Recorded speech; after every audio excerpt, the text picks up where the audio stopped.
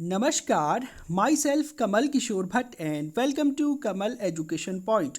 आज के सेशन में हम डिस्कस करेंगे India Myanmar relations from Britishers era to 2023।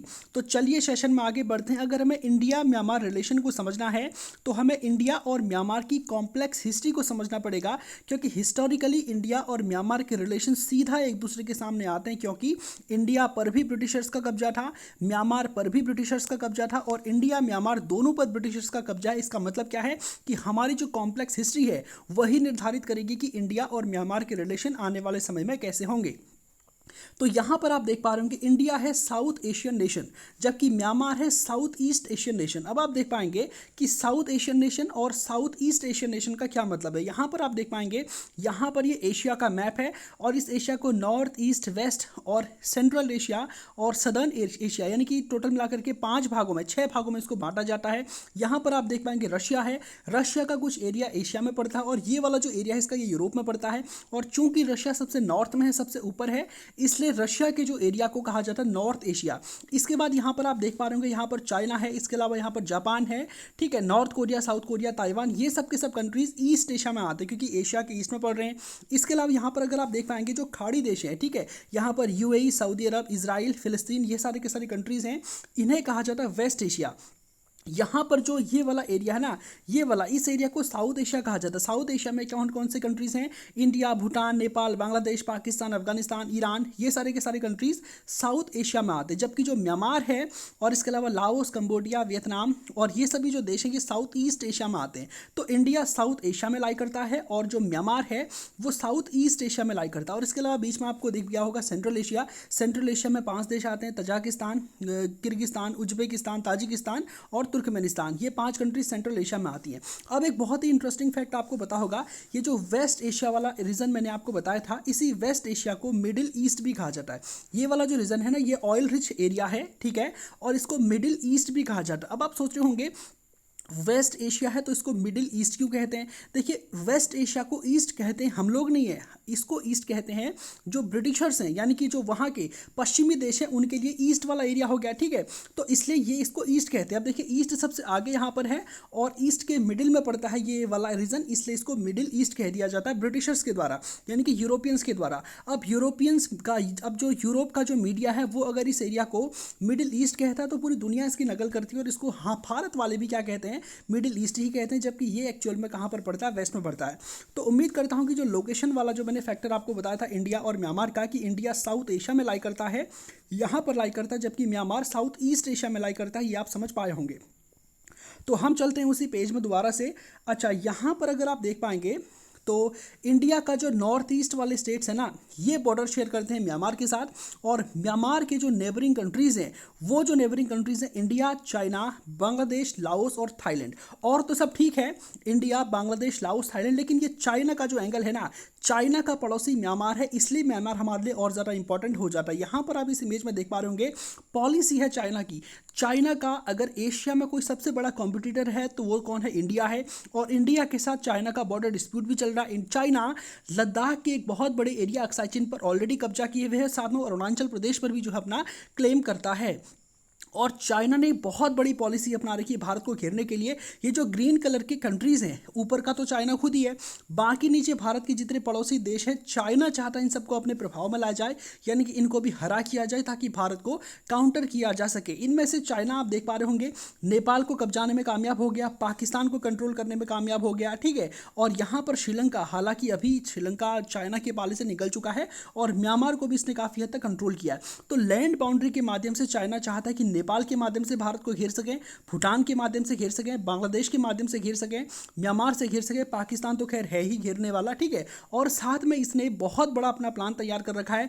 यहाँ पर आप देख पाएंगे बंगाल की खाड़ी में कोको आइलैंड, ठीक है, म्यांमार का कोको आइलैंड, यहाँ पर अपना मिलिट्री बेस बना रहा है। साथ में आपको पता है कि जो श्रीलंका है यहाँ पर हम्बनटोटा पोर्ट, यहाँ पर अपना बेस बनाना चाहता है, और यहाँ पर आपने देखा होगा पाकिस्तान का जो ग्वादार पोर्ट है, यहाँ पर अपना सैन्य अड्डा, और यहाँ पर जिबूती में तो इसका सैन्य अड्डा परमानेंट है ही। तो देख पा रहे होंगे ऊपर लैंड से भी इंडिया को घेरने का प्रयास कर रहा है, और नीचे यहाँ पर कोको आइलैंड, यहाँ पर हम्बनटोटा पोर्ट, यहाँ पर ग्वादार पोर्ट, और यहाँ पर जो है जिबूती, ठीक है। तो इतने ज़्यादा एरिया से हमें नेवी के माध्यम से घेरना चाहता चाहता है और ऊपर से हमें लैंड के माध्यम से घेरना चाहता है। हालांकि भारत भी इसको काउंटर कर रहा है और अपने सभी पड़ोसी देश जिनकी सीमा चीन के साथ लगती है उनके साथ अपने संबंधों को अच्छा करने का प्रयास कर रहा है, ताकि हमारी जो सिक्योरिटी है वो सुनिश्चित की जा सके। और म्यांमार और भूटान, नेपाल और बांग्लादेश, ये 4 देश हमारे नॉर्थ ईस्ट के ऐसे हैं जिनके लिए हमारे नॉर्थ ईस्ट की अगर हमको सिक्योरिटी करनी है तो नेपाल, भूटान, बांग्लादेश और म्यांमार बहुत इंपॉर्टेंट। और इनमें सबसे ज़्यादा जो इंपॉर्टेंट है वो म्यांमार है, क्योंकि नॉर्थ ईस्ट में जितनी भी इंसर्जेंसी हो रही है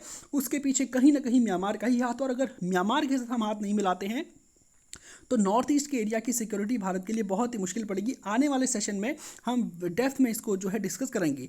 इसके अलावा तीसरा जो भारत और इसके बीच में कॉमन है वो क्या है कि 80% यहाँ की जो पॉपुलेशन है वो बुद्धिस्ट है। और बुद्धिज्म का जन्म कहाँ पर हुआ आप जानते हैं, भारत में ही हुआ है। ठीक है, पॉपुलेशन डेंसिटी यहाँ पर बहुत कम है, यानी कि जनसंख्या कम पाई जाती है। लगभग 5 करोड़ के आसपास म्यांमार की पॉपुलेशन है। जबकि इसके विपरीत अगर आप देखेंगे बांग्लादेश का जो एरिया है ना वो म्यांमार से भी ज़्यादा छोटा है और यहाँ की पॉपुलेशन कितनी है, 16 करोड़ है। तो बांग्लादेश छोटा है, पॉपुलेशन 16 करोड़ है, म्यांमार बड़ा है, पॉपुलेशन केवल 5 करोड़ है। तो इस तरह से आप देख सकते हैं। और इसको अब तक इस पर अटैक किसने किया है, तो मंगोलिया ने किया, पुर्तगालियों ने किया, फ्रेंच ने किया, ब्रिटिशर्स ने किया है और जापान ने किया। तो ये तो मैंने आपको म्यांमार के बारे में थोड़ी सी छोटी छोटी बातें बता दी। अब हम सीधा आगे बढ़ते हैं अपने टॉपिक पर, India Myanmar relation from Britishers era to 2023।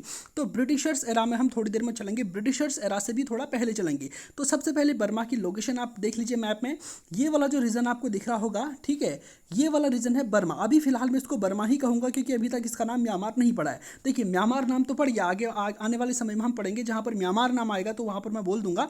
अभी फिलहाल इसका नाम जो ब्रिटिशर्स एरा से पहले की बात करो, अभी इसका नाम बर्मा है।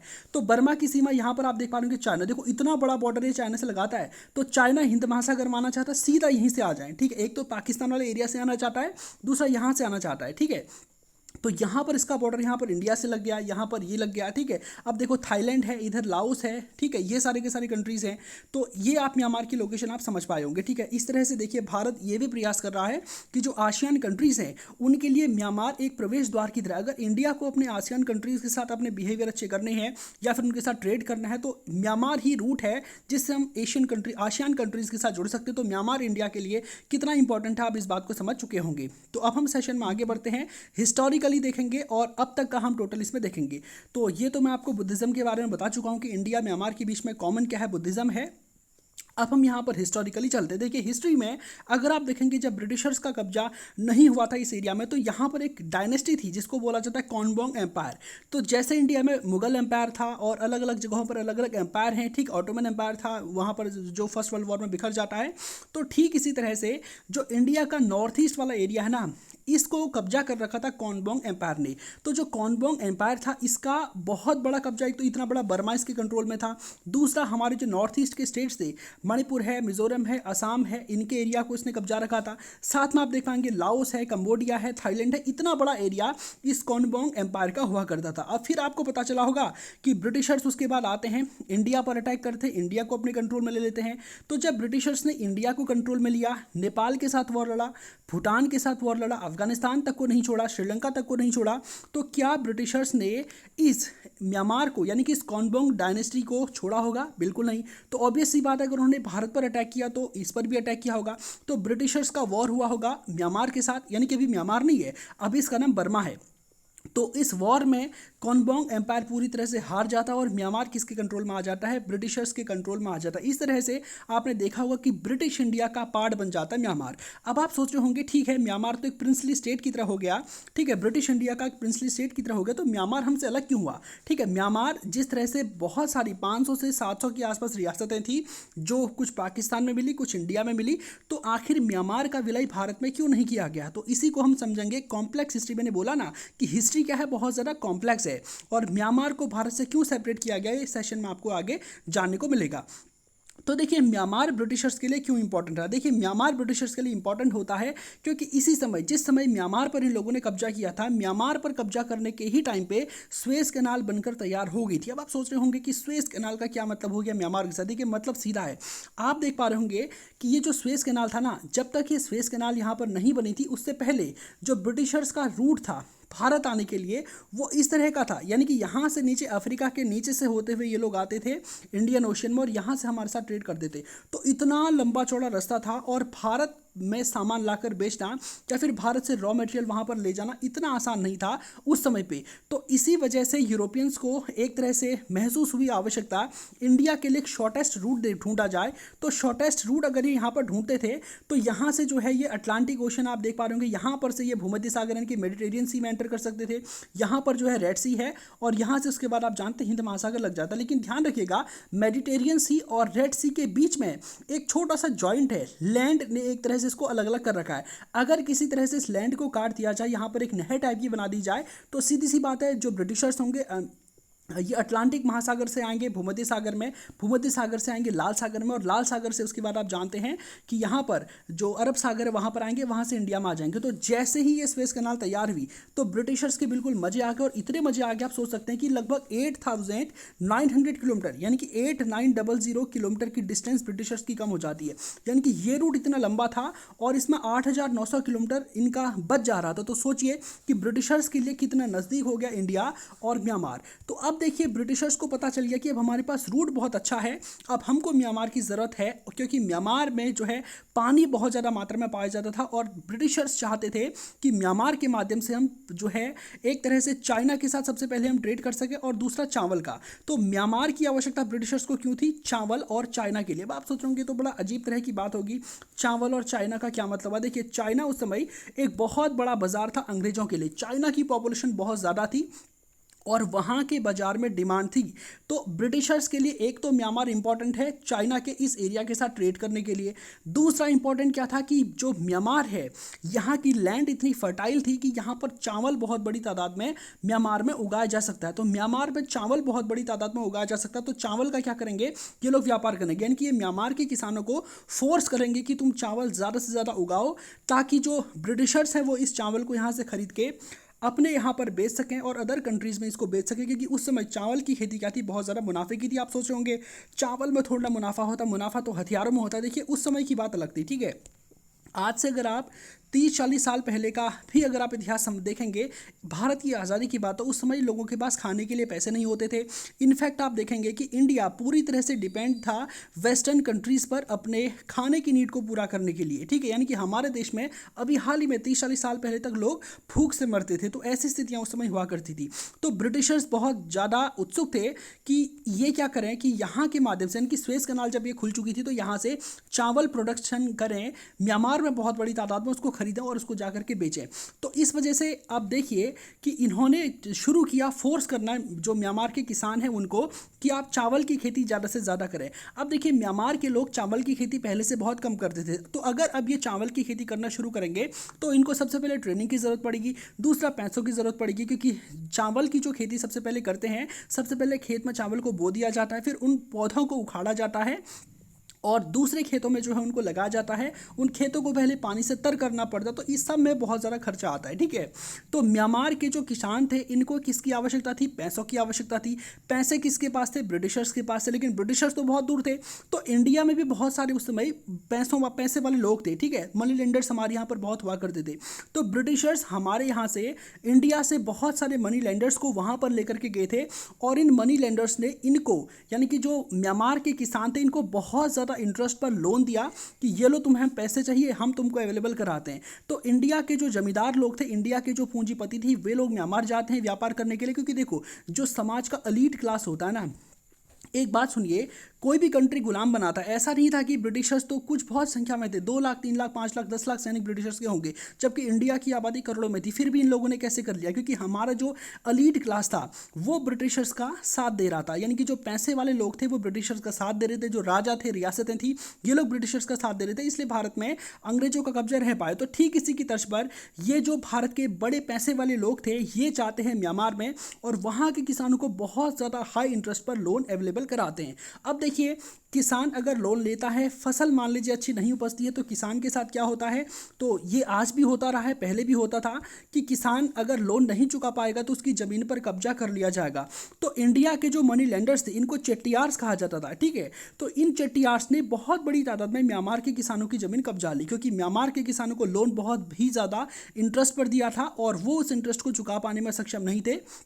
तो इंडियन चेट्टियार्स ने उनकी ज़मीनों पर कब्जा करना शुरू कर दिया, जिससे म्यांमार में जो है काफ़ी बवाल मचा था। म्यांमार के लोग समझ चुके थे कि जो इंडियंस हैं ये कोलैबोरेटर्स हैं ब्रिटिशर्स के।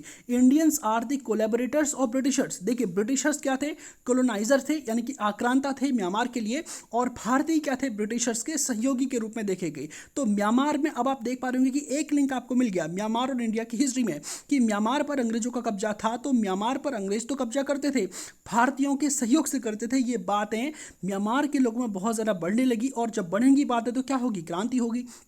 और साथ ही साथ ये भी देखा गया कि म्यांमार की जो गवर्नमेंट जॉब्स थी उसमें भारतीयों की एंट्री होने लगी। बहुत बड़ी तादाद में जो इंडियंस थे वो म्यांमार की गवर्नमेंट जॉब में सर्व करने लगे। साथ ही साथ में जो आर्मी है वहाँ पर भी इंडियंस को जो है ज़्यादा देखा जाने लगा। हालांकि जो इंडियंस जो है ज़्यादा नहीं थे, ज़्यादा ब्रिटिशर्स थे, इंडियंस बहुत कम थे, लेकिन जो अलीट इंडियंस थे वो यहाँ पर देखे गए। और म्यांमार के जो बेसिक लोग यहाँ पर थे, इनकी ज़मीनें भारतीय जो जमींदार थे उनके हाथ में जा चुकी थी, नौकरियाँ इनके पास थी नहीं, तो इनमें रोष होना अपने आप में स्वाभाविक है। क्योंकि देखिए जो म्यांमार है ना, जब उसने चावल की खेती शुरू की, ब्रिटिशर्स ने जब यहाँ से ट्रेड करना शुरू किया, तो म्यांमार की जीडीपी तो बढ़ी, लेकिन फ़ायदा किसको हुआ, फ़ायदा नंबर 1 किसको हुआ, ब्रिटिशर्स को हुआ। दूसरा, जो इंडियन ट्रेडर्स यहाँ पर गए थे इनको हुआ। और तीसरा, चाइनीज़ जो व्यापारी थे उनको हुआ। लेकिन म्यांमार के खुद के यहाँ पर के जो लोग हैं उनको इसका कोई भी फायदा नहीं हुआ। तो नतीजा क्या होता है, म्यांमार में क्रांति होगी। अब क्रांति होगी तो क्रांति अगर सही समय पर हो जाए तो बहुत बढ़िया है। तो ये सब चले ही जा रहा था, चलते चलते सेकेंड वर्ल्ड वॉर का समय आ गया। इस समय पे आपने देखा होगा कि म्यांमार में एक बहुत ही फेमस स्टूडेंट थे, ये उस समय यंग थे, इनका नाम था आंग सांग। ठीक है, आंग सांग सूकी नहीं कह रहा हूँ, इनका नाम क्या है, आंग सांग है। ये आंग सांग सूकी है, इन्हीं के फादर है। ठीक है, तो ये देखते हैं कि ब्रिटिशर्स जो है अभी कमज़ोर हो रहे हैं, क्योंकि म्यांमार की पब्लिक तो ब्रिटिशर्स के खिलाफ वैसे ही, क्योंकि वहाँ के लोगों के पास रोजगार नहीं थे, गरीब थे, भूख से वहाँ के लोग मर रहे थे। तो वहाँ के लोग जो है इनके नेतृत्व में विद्रोह करना चाहते हैं, आंग सांग के नेतृत्व में। अब देखो आंग सांग विद्रोह कैसे करेंगे, तो आंग सांग ने देखा कि अगर मुझको विद्रोह करना है तो ठीक मेरे बगल में कौन सी कंट्री है, एक तो चाइना है और एक इंडिया है। इंडिया में तो खुद ही ब्रिटिशर्स का कब्जा है, तो इंडिया तो मदद करने से रहा। तो इन्होंने सोचा कि क्यों ना मैं चाइनीज़ कम्युनिस्ट पार्टी के साथ हाथ मिला लूँ, वो लोग मुझको हथियार इत्यादि देंगे और उन हथियारों की मदद से मैं एक जो है संगठित विद्रोह इस ब्रिटिशर्स के खिलाफ करूंगा और ब्रिटिशर्स को यहाँ से भगा दूंगा। लेकिन इससे पहले आंग सांग चाइना की कम्युनिस्ट पार्टी के साथ कोलैबोरेट करते, उनके साथ बातचीत करते। इनको ऑफर आ गया जापान का, ठीक है, कि अरे तुम कहाँ चाइना के चक्कर में पड़े, वो कम्युनिस्ट पार्टी वाले हैं, वो खुद ही अपने देश में लड़ रहे हैं, उनके पास खुद ही हथियार नहीं है, वो तुमको क्या देंगे, थोड़ी बहुत दे भी देंगे तो उसके बदले पैसे भी तुमसे लेंगे। सबसे बढ़िया एक काम करो, तुम हमसे हाथ मिला लो, इन ब्रिटिशर्स के हम तो दुश्मन हैं, हम इनको यहाँ तुम्हारे यहाँ से खदेड़ देंगे। तो ये जो है देखते हैं आंग सांग सू की, क्योंकि उस समय जब सेकेंड वर्ल्ड वॉर चल रहा था तो उस समय जापान क्या था, ब्रिटिशर्स के अपोजिट था। जापान और जर्मनी मिलके अमेरिका और वेस्टर्न कंट्रीज के साथ, यानी कि ब्रिटेन के साथ लड़ रहे थे। तो यहाँ पर भी ये लोग लड़ जाते हैं। और यहाँ पर आपको पता है कि इंडिया में उस समय जो ब्रिटेन था वो एक तरह से बैकफुट पर था, तो जापान ने एक अटैक कर दिया इस जो ये म्यांमार वाला रीजन है यहाँ पर, ठीक है। और साथ में आपको पता होगा कि ये जो हमारा इंडिया का जो पार्ट है, थोड़ा सा मैं मैप को दिखाना चाहता हूँ। हाँ, ये वाला जो मैप है, यहाँ पर आप देख पाएंगे कि यहाँ पानी के नीचे से जापान लगता है, ठीक है। तो जापान ने अटैक किया इस रीजन में और इस पूरे के पूरे म्यांमार पर इन्होंने कब्जा कर लिया। साथ में हमारे जो अंडमान निकोबार आइलैंड्स है ना, इन पर भी जो है जापान ने कब्जा कर लिया। इसीलिए आपको पता होगा कि जापान ने इस जो अंडमान निकोबार आइलैंड्स है इसको किसको सौंपा था, आज़ाद हिंद फौज को सौंपा था। तो पूरे के पूरे म्यांमार पर देखते ही देखते जापान का कब्जा हो जाता है, ब्रिटिशर्स यहाँ पर बैकफुट पर आ जाते हैं और यहाँ से जो है भाग जाते हैं। तो ये आपने देखा होगा। लेकिन जापान से सहायता लेने का जो एक विचार था आंग सांग का, वो बिल्कुल उल्टा पड़ गया। यहां पर आंग सांग ने देखा कि ब्रिटिशर्स तो गए, लेकिन यहां पर जापानीज आ गए। जापानीज आगे का क्या मतलब था, देखो जापान भी क्या था उस समय, एक एक्सपेंशनिस्ट पावर था, ठीक है। ब्रिटिशर्स तो एक्सपेंशनिस्ट थे, लेकिन जापान भी कोई बहुत अच्छा नहीं था। इनकी क्रूरता की अगर मिसालें आपको देखनी है तो आपने अगर चाइना का जो मंचूरिया वाला रीजन है वहां पर उन्होंने क्या क्या किया था, ठीक है। तो ब्रिटिशर्स तो भाग चुके थे, लेकिन पासा उल्टा पड़ गया था आंग सांग के लिए, क्योंकि ब्रिटिशर्स गए तो जापानीज आ गए, यानी कि बात वही रही, एक गया तो दूसरा आ गया।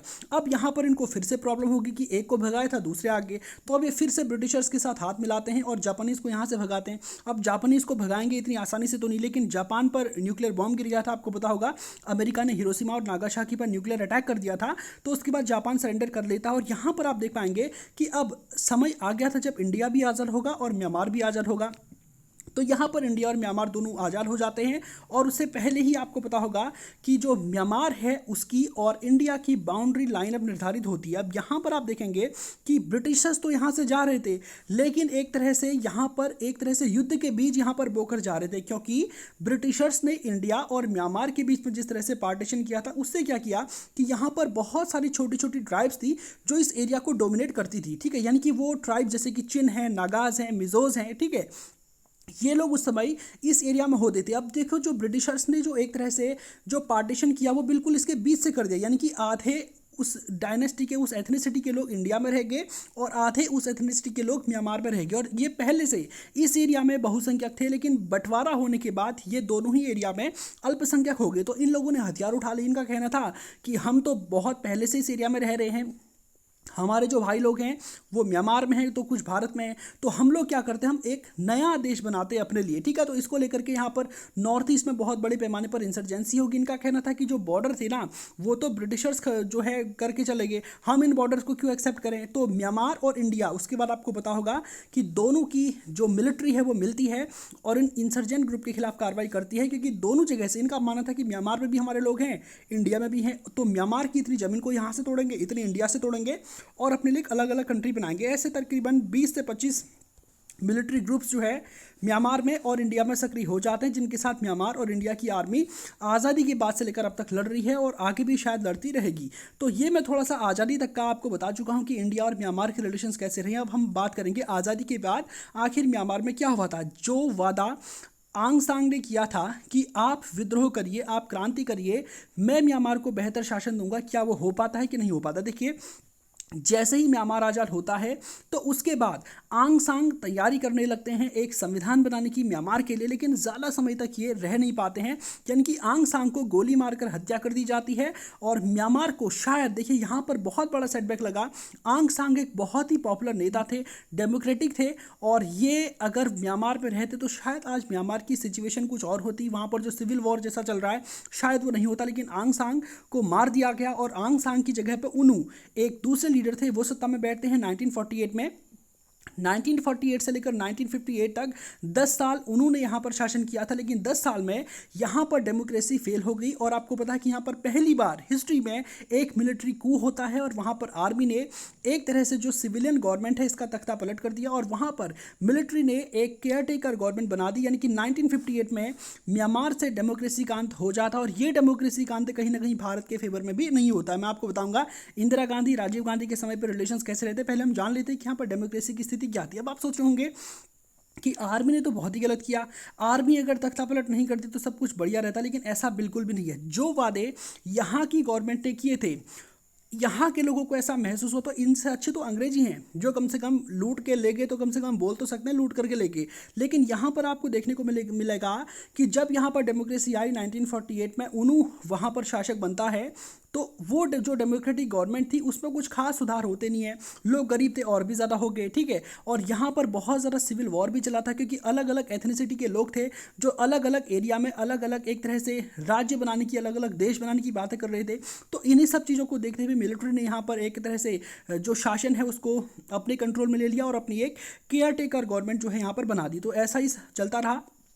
उसके बाद में आपको पता होगा कि 1960 में फिर से यहाँ पर इलेक्शन होते हैं, उन्हों के नेतृत्व में एक बार फिर से सरकार बनती है, लेकिन बस 2 ही साल ये सरकार चल पाई थी। उसके बाद 1962 में फिर से एक मिलिट्री कू हो गया और वहाँ पर आपको पता होगा कि उन्हों की जो सरकार है वो चली जाती है। और उसके बाद नेविन यहाँ की सत्ता में आते हैं। नेविन क्या थे, बेसिकली ये एक आर्मी लीडर थे और ये भारत से बहुत ज़्यादा चिढ़ते थे। इनके बारे में बताया जाता है कि पहले इन्होंने अपना हाथ आजमाया था व्यापार में, बिजनेस में, लेकिन ऐसा बताया जाता है कि इंडियन जो बिजनेसमैन थे वो म्यांमार में बहुत बड़ी तादाद में थे और म्यांमार में बहुत ज़्यादा कंपटीशन था। तो इसके बाद जो नेविन है इन्होंने बोला कि हम जो है अब अपने यहाँ पर व्यापार खुद करेंगे, और जो इंडियन बिजनेसमैन म्यांमार में सक्रिय थे उनको जो है वहाँ से भगा दिया गया। तो फर्स्ट टाइम आपने देखा होगा कि इंडिया और म्यांमार के रिलेशन अब बहुत ज़्यादा प्रभावित होने लगे, क्योंकि इंडिया के जो ट्रेडर्स थे, जो इंडिया के बिजनेसमैन थे, उनको म्यांमार से चुन चुन कर भगाया जाने लगा और कहा जाने लगा कि म्यांमार एक सोवरेन कंट्री है और म्यांमार पर हम बिजनेस करेंगे, तुम इंडियन जो है यहाँ से गेट आउट हो जाओ। तो इन्होंने एक तरह से इसको हेल्दी पॉलिटिक्स का नाम दिया कि जो इंडियंस हैं वो म्यांमार की जो संपत्तियां हैं इनको खा जा रहे हैं। पहले भी ये ब्रिटिशर्स के सहयोगी थे, हमारे यहाँ के किसानों को चावल उगाने पर मजबूर करते थे, उनको हायर इंटरेस्ट पर लोन देते थे, बाद में उनकी ज़मीनें कब्जा कर लेते थे। तो पहले अलग तरीके से शासन करते थे, अब जो है अलग तरीके से हैं। तो इसके बाद इंडिया और म्यांमार के रिलेशंस बिगड़ने शुरू होते। फिर आपको पता है कि इंसर्जेंसी नॉर्थ ईस्ट में बहुत बड़े पैमाने पर थी, म्यांमार में भी थी। साथ में देखिए यहाँ की जो मिलिट्री गवर्नमेंट है ये 1988 में डीमोनेटाइजेशन कर दी थी। डीमोनेटाइजेशन करने का मतलब है जैसे हमारे यहाँ पर नोटबंदी की थी वैसे ही म्यांमार में भी नोटबंदी हो जाती है, लेकिन नोटबंदी वहाँ पर पूरी तरह से फेल होती है क्योंकि कोई बैकअप का प्लान था ही नहीं। लोगों के पास नोट थे वो बेकार हो गए, बैंकों ने उनको एक्सेप्ट ही नहीं किया, तो इस तरह से लोगों की जो सेविंग थी वो पूरी तरह से ख़त्म हो गई। ठीक है, और यहाँ पर म्यांमार एक बहुत बड़ी गरीबी, अभी तक बर्मा है, ठीक है इसका नाम, अभी तक जो है बर्मा बहुत बड़ी गरीबी की ओर बढ़ने लगा और यहाँ पर बहुत सारे लोग मारे गए। ठीक है, आर्मी ने यहाँ पर बहुत ज़्यादा उसके बाद अत्याचार किए, बहुत बड़ी तादाद में लोग म्यांमार से भाग करके इंडियन बॉर्डर्स पर आ गए। और यहाँ पर आप देखेंगे कि एक बहुत बड़ी घटना होती है। 1991 में आंग सांग सूकी को नोबेल प्राइज़ मिल जाता है शांति के लिए, क्योंकि आंग सांग सू की कौन थी? ये जो आंग सांग जो क्रांति चाहते थे अंग्रेजों से, 1942 में सेकेंड वर्ल्ड वॉर के समय जापानियों से हाथ मिलाया था बाद में जापान, उन्हीं आंग सांग की बात कर रहे हैं। इन्हीं की बेटी थी आंग सांग सू की, क्योंकि आंग सांग को समय ही नहीं मिला म्यांमार को चलाने का क्योंकि इनकी हत्या कर दी गई थी। तो इनकी जो बेटी है इनका नाम था आंग सांग सू की। ये वहाँ पर एक लोकतंत्र समर्थक नेता थी। और आपको पता होगा कि जब आर्मी ने वहाँ पर रूल किया था, आर्मी ने जब सत्ता संभाल ली थी, तो उसके बाद इन्होंने बहुत लंबा संघर्ष लड़ा आर्मी के साथ, बहुत ज़्यादा धरना प्रदर्शन किए और इन्हीं चीज़ों को देखते हुए 1991 में इन्हें शांति का नोबेल प्राइज़ मिल गया। और ये नोबेल प्राइज़ आंग सांग सूकी का या म्यांमार का नहीं था, उस समय पूरी दुनिया का ध्यान म्यांमार की ओर गया कि म्यांमार की एक महिला को नोबेल प्राइज़ मिला, तो पूरी दुनिया में जो है अपने आप में ये आंग सांग सूकी उसके बाद छा जाती है और म्यांमार जो इशू है वो पूरी दुनिया में आता। नतीजा क्या होता है? आंग सांग सूकी को जो है अरेस्ट कर लिया जाता है। उसके बाद आपको पता है कि फिर से यहाँ पर डेमोक्रेसी आती है। 2008 में यहाँ पर का कॉन्स्टिट्यूशन लिखा जाता है। लेकिन आपको पता होगा कि ये सब उसके बाद चलता रहता है। हाल ही में म्यांमार में फिर से इलेक्शन हुए थे और इस इलेक्शन में आपको पता होगा कि जो आर्मी है इसने आरोप लगाया कि इस इलेक्शन में बहुत बड़े पैमाने पर धांधली हुई। हालांकि यहाँ पर धांधली के कोई भी साक्ष्य नहीं पाए गए थे। तो इन्होंने धांधली का आरोप लगा करके फिर से आर्मी ने सत्ता अपने हाथ में ले ली। आर्मी के सत्ता अपने हाथ में लेने का बेसिकली कारण ये था कि म्यांमार की जो पॉलिटिक्स है ना, अब लगभग 360 डिग्री एक साथ चेंज हो गई थी। म्यांमार में अभी जो इन्होंने तख्तापलट इसलिए किया क्योंकि अभी म्यांमार में जो इलेक्शन थे ना, वहाँ पर आंग सांग सूकी को पूर्ण बहुमत मिला था। इतना ज़्यादा बहुमत मिला था कि वो चाहती तो कॉन्स्टिट्यूशन को ही चेंज कर सकती थी। तो अब आप सोचोगे कॉन्स्टिट्यूशन चेंज कर सकती थी, ये गलत हुआ कि सही हुआ? देखिए बिल्कुल सही हुआ, क्योंकि अभी म्यांमार में जो इलेक्शन होते हैं ना वो केवल 75% सीट्स पर होते हैं। आर्मी ने वहाँ पर अपने जुगाड़ का बहुत अच्छा तरीका बैठा रखा है। मान लीजिए म्यांमार में जितनी भी सीटें होती है ना, उसमें से 25% सीटें आर्मी के लिए वैसे ही आरक्षित रख दी जाती है, क्योंकि इनका मानना है आर्मी का कि देखो जो म्यांमार है वहाँ पर बहुत सारे इंसर्जेंट ग्रुप्स हैं जो अलग देश बनाने की मांग कर रहे हैं। भारत का कुछ एरिया लेंगे, म्यांमार का कुछ एरिया लेंगे, अलग देश बनाएंगे। तो आर्मी का कहना था कि जो संसद है ना इसमें हमारा प्रतिनिधित्व होना चाहिए। तो 25% सीटें आर्मी ने अपने लिए आरक्षित कर ली और बची हुई जो 75% सीटें हैं इन पर चुनाव होते हैं। यानी कि 25% सीटों पर तो चुनाव होंगे ही नहीं, आर्मी के जो बड़े बड़े ऑफिसर हैं, जनरल है, वो लोग यहाँ पर चुनकर आएंगे। तो बची हुई जो 75% सीटें हैं इन पर चुनाव होते हैं और इन पर जो आंग सांग सूकी की पार्टी है पूर्ण बहुमत के साथ सत्ता में आई और इनको बहुत ज़्यादा वोट मिले। तो अब इस आर्मी गवर्नमेंट को डर सताने लगा कि इतनी ज़्यादा सीटें आंग सांग सूकी ने जीत ली हैं, तो ये पॉसिबल है कि ये 25% कोटा जो आर्मी के लिए रखा है, इनके पास इतना बहुमत है कि ये आसानी से इस 25% कोटा को खत्म करके म्यांमार को पूर्णतः एक डेमोक्रेटिक कंट्री बना सकती है और हमारी जो आर्मी का जो रोल था वह पूरी तरह से हो सकता है सरकार के ही अंडर चला जाए। तो इस चीज़ को देखते हुए ये जो बंदा है आर्मी का जनरल है, इसने तख्तापलट कर दिया, कू कर दिया म्यांमार में। और म्यांमार में आप देख पाएंगे कि अभी बहुत ही ज़्यादा खून खराबा, बहुत ही ज़्यादा हत्याएं, आए दिनों जो है वहाँ पर गोलियां बरस रही, छोटे छोटे बच्चों तक को जो है वहाँ पर निशाना बनाया जा रहा है। यानी कि स्थितियाँ म्यांमार में बहुत ही ज़्यादा खराब आज की डेट में हो गई है। तो म्यांमार का जो इतिहास लोकतंत्र से पहले का यानी कि आज़ादी से पहले का मैं आपको बता चुका हूँ कि ब्रिटिशर्स के एरा में यहाँ पर क्या हुआ था और ब्रिटिशर्स के एरा के बाद जो डेमोक्रेसी थी वो किस तरह से यहाँ पर फेल साबित हुई और आर्मी ने यहाँ पर अब तक आज़ादी से लेकर अब तक कितना तख्तापलट किया और कितना खून खराबा किया, सब कुछ मैंने बता दिया है। अब हम बात करते हैं आज़ादी के बाद इंडिया और म्यांमार के रिलेशंस कैसे होते हैं। देखिए, इंडिया है एक डेमोक्रेटिक कंट्री और म्यांमार भी क्या है, एक डेमोक्रेटिक कंट्री। अब आप सॉरी, म्यांमार तो डेमोक्रेटिक कंट्री नहीं है। आज़ादी के बाद लगभग 10 साल यहाँ पर एक तरह से डेमोक्रेसी रहती है और वो डेमोक्रेसी भी नाम मात्र की ही रहती है। तो अगर आप देखेंगे, फॉर एग्जांपल आप अगर खुद अपने व्यक्तिगत जीवन में देखिए, अगर मान लीजिए आप किसी और एथनिसिटी को बिलोंग करते हैं, आपका कल्चर, आपका रहने का जो रहन सहन है, अगर वो कुछ और होता और आपके ठीक बगल में एक ऐसा व्यक्ति आ जाता जिसका रहन सहन कोई और ही हो, वो किसी और ही धर्म से है, तो ये बात डेफिनेट हो जाती कि आपके रिलेशन उसके साथ बहुत अच्छे तो होने वाले हैं नहीं। लेकिन जो जियो पॉलिटिक्स होती है उसमें ऐसा बिल्कुल नहीं होता है। देखिए, जब हमारे यहाँ पर डेमोक्रेसी थी, पंडित जवाहरलाल नेहरू थे, तो उनके समय पे म्यांमार के साथ रिलेशंस बहुत अच्छे थे और पंडित नेहरू का बाकायदा ये कहना है कि म्यांमार में जो इंसर्जेंट ग्रुप थे और इंडिया में जो ग्रुप्स हैं, हम दोनों मिलकर के जो है इनको दबाएंगे और एक तरह से अपनी जो बॉर्डर्स हैं इनको सेफ हम करेंगे। तो पंडित जवाहरलाल नेहरू के समय यहाँ पर रिलेशंस अच्छे थे।